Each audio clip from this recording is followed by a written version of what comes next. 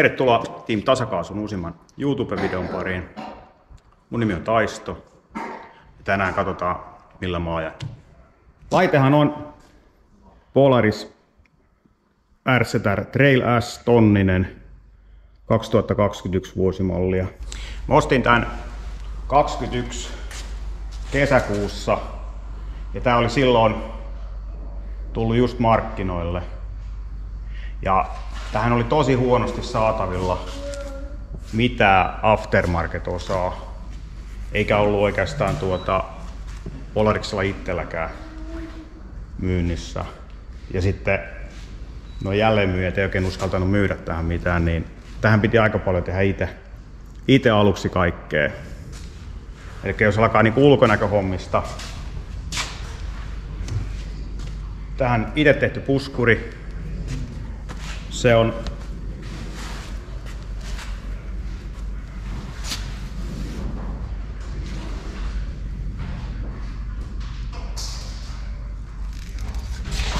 itse tehty takapuskuri. Edessä ja takana on vinssiköydälle tämmöiset knaapit. Ne saa nopeasti siihen sitten pääsee ahdingosta ylös. Kattomuovi, varttituulilasi. Öljykarbonaatista 6 millisestä taitettu. Kylkiputket. Oliko tää nyt 3/2 vesijohtoputkesta? Selkeästi liian ohuesta tavarasta. Nää pitää päivittää kesällä paksumpaan. Pohjapanssari on itse tehty 10 millisestä. Etralta hain palan. Se on yksiosainen ja se on irrotettavissa noin vartissa, kun on rasvamonttu käytettävissä.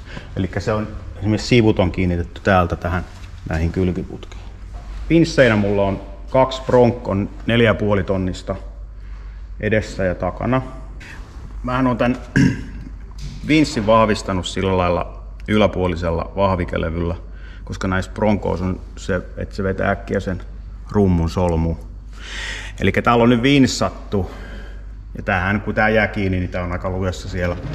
Niin edelleenkin toi naru tulee niin kuin yhdellä kädellä ulos sieltä. Ja sitten mulla on vinssin käyttökytkin täällä maskissa. Eli ei tarvi kurkotella tonne sisään, eikä tarvi 2 kaveria tässä, että sä voit vetää sen vinssillä. Sitten mulla on vetopiste täällä, koska nämä on oikeasti kaikki niinku liittyy toisiinsa. Toi vinssipeti tuo perän päällä. Tää etupuskuri, tää liukukita ja sitten täällä alla on tää vetopiste. Tämä suosittelisin, että tää olisi kaikissa koneissa tämmönen. Siinä vaiheessa kun sulta katkee vinssivajeri, niin se joka sua jeesaa, niin sen ei tarvitse ihmetellä sitä, että minkä se laittaa sen oma vinssinsä kiinni, kun siellä on selkeä paikka jostain löydettävissä. Takavinssi, mulla on tää lavan takaosassa, tää sammuttimen alla. Eli se on käytettävissä, vapautin tossa. Se menee tästä lavan pohjan läpi. Täällä on 2. Se väistää niinku sammutten, täällä on liukukidat mulla.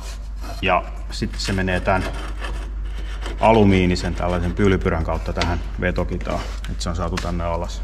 Se oli niinku ainut oikeastaan järkevä paikka sille, kun mulla on kuitenkin vakiovaimen, niin tänne se ei oikein ole tilaa, ja sitten siinä on tuon vaihteiston täyttö on tuossa suoraan taaksepäin. Niin kuin etuvinssin kanssa, niin mulla on myös käyttökytkin täällä takana. Ja vinssiähän tietysti pystyy käyttämään myös tätä kabiinista, eli takavinssi mulla on tähän penkkien väliin, ja etuvinssi on täällä koelaudassa keskellä. Ja niin kuin edessäkin, niin mulla on tämmönen vetopiste täällä. Tää on niinku vaihdettavissa vetokoukku tähän, tai sitten tää tämmönen salpakoukku. Aika nopeasti tuli noilla ajokerroilla ilmi se, että ne vakiotukivarret, niin ne on tikkusuorat ja tosi alttiit kaiken maailman kiville.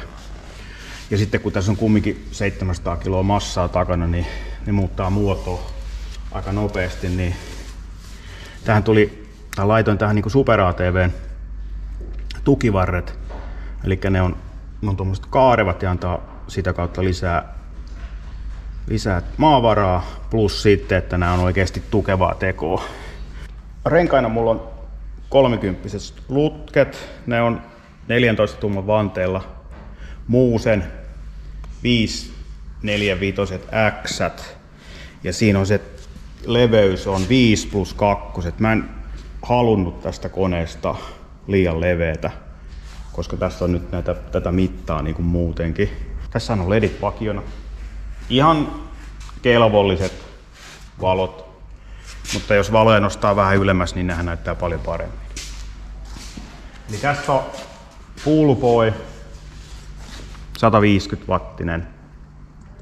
Tää on 800 milliä leveä. Se menee just tänne kaariputkien väliin.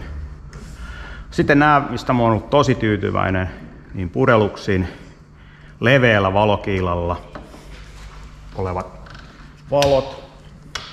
Ja näähän on nyt tämmöisessä rammontin sarvessa kiinni, niin näitä pystyy tilanteen mukaan aina vähän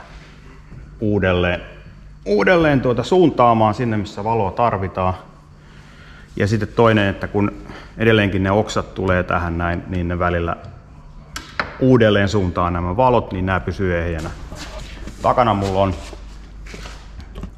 Lumina Lightsin tämmöiset, en muista näitä speksejä näistä, mutta nämä on ollut niinku takatyövalot. Aivan hyvin on niilläkin näin. Pakkivalo syttyy, kun sä vedät tuota kepistä pakin päälle. Siellä on vesitiivis teollisuusluokan mikrokytkin, mikä hoitaa sen homman.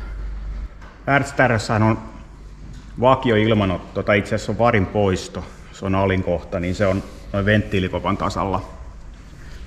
Ja sehän aika äkkiä tulee vastaan niin kuin ojien ylityksissä, koska takapää jää sinne niin kuin alas ja keula nousee penkalle. Niin vahinkojen välttämiseksi niin olen tehnyt tähän niin kuin 75 millisestä ihan viemäriputkesta niin snorkkeli. Ja tässähän menee sillä, että siinä on tuolta jos lähtee, niin siinä on moottorin ilmanotto, varin ilmanotto. Ja sitten tässä RZR:ssä on 2 poistoa varissa, niin ne on kummakin tässä. Ja sitten tähän on laitettu tämmönen venepuolen tarvike, tämmönen kanavapuhallin. Laittaa niin kuin lisää. Kesällä tarvii sitä, kun riemit lähtee, niin tommonen ekstra puhallus sinne. Varsinkin sellainen, kun ajetaan pienillä nopeuksilla ja junnataan paikallaan, niin saa sen ilman vaihtua. Tossa sitten kun lähdetään jotain täyskaasua jo ajamaan, niin sittenhän tuo merkitystä ei ole oikeastaan tuolla flektillä. Mutta kun putkikoko on noinkin iso kuin 75 milliä, niin siinä ei tule semmoista ahdistusta. Täältä näkyy, se menee täältä tällä viemäriputkella tänne koppaan ja tuolta se jatkuu ylös. Yes. Mullahan oli aina semmonen keissi, että kun esimerkiksi Lasseringilla on se puutiheys aika tiheä, niin oli semmoiset kohdat, mistä niin takalevike, kun se oli semmoinen 15 senttiä leveä tässä S-mallisessa, niin se aina tuli se puu ja se osui sen 4 senttiä siihen takalevikkeeseen ja sitten se painoi sen irti tästä takaa. Tässä on aika hyvin tehty, että se irtosi aina niistä muovinatsoista, että se oli niin kuin laittaa vaan takaisin siihen paikoille ilman mitään vauriota, mutta ei se alkaisi niin kuin ärsyttää aina niitä kerällä sieltä reitiltä mukaan, niin mä tilasin tähän Trailin takalevikkeet. Eli se on tästä Traili S:stä niin kuin kapeampi versio 900 koneella. Niitä on myyty Jenkeissä, on ainakin tarjolla, ei todennäköisesti ole Suomessa. Niin tässä on nyt tosiaan niin kuin Trailin ilman S takalevike. Tosta sitä on vähän modattu, kun että se mahtuu toi snorkkeliputki sinne. Mutta nyt täällä on ajettu pari reissua näillä levikkeillä ja nämä on ollut todella hyvä päivitys. Sitten tässä on lähinnä Raajärven reissuja varten tämmönen lisävaruste. Tehty 110 viemäriputkesta. Tämmönen putki. Mut laittaa tänne asiakirjoja, niin Polaris-tyypit täytyy laittaa yhden etuvetarin sinne. Ovissa mulla on tämmöset Kemitomon ovitaskut. Täällä on hyvä kuljettaa. Tää puoli on kans tasku, mutta täällä on itse asiassa nää valmissa jo tiesi missä mennään, niin täällä on vaan tämmönen foami. Ton foamin tarkoitus selvisi aika lailla, kun sä ajat ja sun raajat heiluu, niin se ovi polvi osuu tuohon oveen. Niin tää kohtaa tämän näin. Seinään hakkaa tuohon oven rautaan. Oikein mainio päivä. Tässä oli ihan joutava paikka.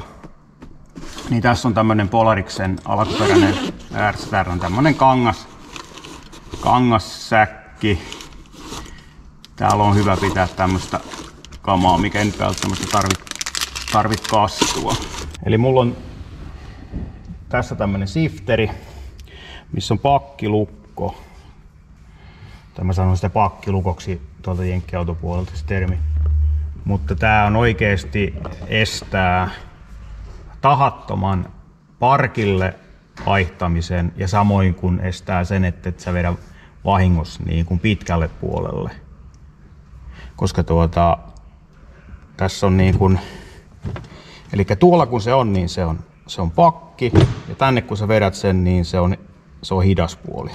Eli tässä vaan näin, ees taas vedät, jos sulla on semmoista tiukkaa paikkaa, missä sulla on huomio monessa eri asiassa ja sä niinku ajat eteenpäin ja taaksepäin ja eteenpäin, niin tää estää sen, että sä et vahingossa laita sitä esimerkiksi pitkälle puolelle ja polta remmiä jossain ojassa. Nyt jos tästä haluaa laittaa sen pitkälle puolelle, niin sä nostat tästä tämän niin sanotun lukon näin ylös ja nyt se menee pitkälle puolelle. Ja samoin, jos sä haluat tämän pysäköidä eli parkille laittaa, niin sä nostat sen ja laitat sen sinne. Navigointivermenä mulla on Samsungin ActiveTap 3 ja sillä Rammoutin lataava teline. Täällä pystyt ohjaamaan GoProt. Mulla on pari karttaohjelmaa. Mä käytän itse tätä Locus-mappia klassikkina. Talvellahan tää tabletti vaatii lämmityksen, että jos pakkanen menee kovin kylmäksi, niin mulla on tämmönen ratkaisu, eli ihan kahvalämmittimestä se kalvo, siinä tupakan sytin liite on tää. Sitten on tää tarralenkkareista tuttu tarranauha täällä, sä laitat sen siihen ja tuossa on toi tupakan sytytin, niin sä laitat sen siitä ja alkaa lämmittää. Ja tässä on just tämmönen sopiva tila. Pieni paine tossa noin, niin se alkaa lämmittää. Tää on tosi yksinkertainen valmistaa tää. Tää on vaan semmonen auton konetilan äänieristysfoami ja semmonen, onko se nyt 0,5 alumiinilevyä tässä heti. Ja siinä se siihen päälle se kahvalämpärin lämmityskalvo ja sitten tää koko komeus on niin vain hienosti verhoiltu erkkalla. Sitten noilla reissuilla tarvii aina hirveästi kaikkea tavaraa mukaan. Hain itse asiassa Puuilosta tämmönen Kubrick työkalulaatikko. Tää on vesitiivis. Täällä on niinku tiivistä nauha. Täällä näin. Ja tää on tukeva laatikko. Oliko tää 45 litraa? Se mahtuu just tänne kahdiputkien väliin. Ja tämähän on semmonen, että tähän on niinku pinottavissa päälle lisäosia. Ja sitten täällä oli itse asiassa hyvä paikka tuolle vararemmille. Mitä kamaa mulla on mukana? Niin mulla on Makitan kompressori. Sitten mulla on tällainen hylsysarja retkilapio. Tässä on vähän modattu tätä, siinä on hitsattu lisää tavaraa, että sitä voi käyttää semmoisena lyömäkaluna tarvittaessa. Ja sitten täällä on mun tämmönen vähän parempi ensiapulaukku, mitä on siinä. Oli tuossa ovitaskussa, on ihan semmonen vähän niinku laastaria varten, mutta tuolla on vähän kattavemmat varusteet. Kuksa on tuolla.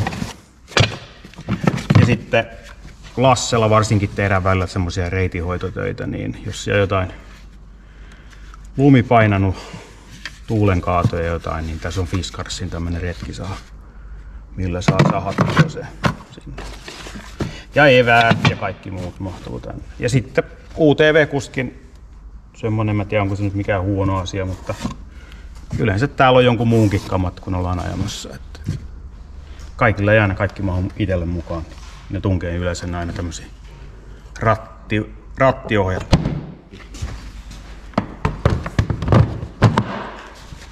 Tää on niinku, tässä on tämmönen varmistus. Nyt se pysyy tossa kiinni. Sitten nämä Kubrikin omat pannaan tuohon. Niin täällä on sitten, no siellä on nyt vielä tätä pussimuonaa jäljellä. Tänne mahtuu trangia ja semmoset systeemit. Ja näistä pakollisista ja hyödyllisistä varusteista vielä niin 2 kilon sammutin. Se on täällä takana. Kohtuu nopeassa paikassa ottaa kenen tahansa tästä käyttöön. Painepullo, vettä ja sitten varapolttoaine. Voimansiirros. Mullahan on heivattu se Polariksen kytkin mäkeen ja laitettu tilalle CVT:kin powerblokki P80, eli se on käytännössä kelkan kytki, mikä siellä on. Kakkosvari on Polariksen oma. Siellä on Roukalan punainen jousi. Ja heliksi on Venomilta tilattu mittatilauksena tietyillä arvoilla ja sitten siinä on vielä, eli tässähän on tosi surkea sellainen moottorijarru vakiona, niin se on poistettu. Se onnistuu sillä heliksillä. Mullahan on tässä Dynojetin Power Vision 3 ja siinä on monta hyvää ominaisuutta ja yksi on datalokkeri. Eli sä saat sen niin kun, sinne jää muistiin kaikki ne kierrokset, kaikki käyrät piirtää niistä, niin sillä oli todella mukava säätää toi kytkin niin kuin omaan ajoon sopivaksi. Eli sille tuli useampi ylämäkiveto sänkipellolla. Kiitos vaan naapurille tämmöistä mahdollisuudesta niin hierottua sitä kuntoa. Se, miksi mä päädyin tämmöiseen RZ-tärään, niin oli itse asiassa nämä speksit, mikä tästä koneesta oli. Eli tää on harvoja näitä litrasella koneella olevia UTV:tä, missä leveys on 150. Tässä on nyt näillä slutkeilla niin 156 senttiä tää tarkka. Ja sitten akseliväli on 2 metriä nimenomaan tässä trailissä. Eli jos olisi valinnut sen XP RZ-tärrän, niin siinä olisi tullut 28 senttiä lisää akseliväliä. Sitten kun katsoi näitä speksejä, mitä näissä myytiin, niin tää oli niinku niitä harvoja koneita, missä oli jo jonkinlaiset iskarit vakiona. Tässäkin on niinku valkkerit, lisäsäiliöiskarit ja tämmöisellä pikasäädöllä, mikä sopii tämmöiseen ei niin tekniseen touhuun. Eli täällä on nuppi, mistä saa säätää jäykemmäksi tai pehmeämmäksi. Hardi ja softi lukee tossa. Etuvakaaja mulla on kokonaan otettu irti. Se on nyt tottunut siihen, että Adventure-ajo onnistuu myös sillä. mutta se teki niin paljon kivemman siitä maastossa, kun toi etupää elää. Kun vakio etuvetarin on saanut hajalle täältä ja selkeä mä vaihdoin tähän Demonin HD-versiot. Ja sen jälkeen mulla oikeastaan oli semmonen ongelma, että ne vetarit irtosi tuolta sisäpäästä. Ja se meni monta reissua, että sitä ihmeteltiin ja sitten pajotettiin siellä metsässä ja kaikkea. Sitten jostain tuli ajatus, että kun Demonin vetareista myös tää ulkopää liikkuu, itse asiassa se liikkuu 10 milliä täältä, että voisiko se aiheuttaa sen, että se jossain tietyissä tilanteissa painuu niin kuin sisään ja sitten kun pyörä on käännöksissä, niin se ei enää tuu ulos sieltä ja täältä loppuu mitta ja se nyppää ton sisäpään irti. Niin sitten lopulta sorvasin sokkauran tänne pooritukseen ja lukitsin tämän ulkopään liikkeen, eli siinä on nyt tommonen muutama milli jäljellä sitä. Niin sen jälkeen loppu vetarien irrottamiset. Että se on nyt kolme reissua ajettu ja maaliin. Että joskus on tosi pienestä kiinni. Mikä on? En tiedä mikä se Demonin ajatus tällä lisäliikkeellä tää ulkopäässä on, että onko ne johonkin korvatettuihin vehkeisiin tarkoitettu vai mikä on. Mutta jos joku siellä painii tämmöisen ongelman kanssa, niin suosittelen lukitteen sen ulkopään liikkeen. Alkaa vetarit pysyy paikalla. Kiitos kun jaksoit katsoa videon. Jos tuli jotain kysymyksiä, niin kirjoita siihen alle. Koitetaan vastata. Ja jos et ole vielä tehnyt, niin viimeistään tässä vaiheessa muista tilata kanava.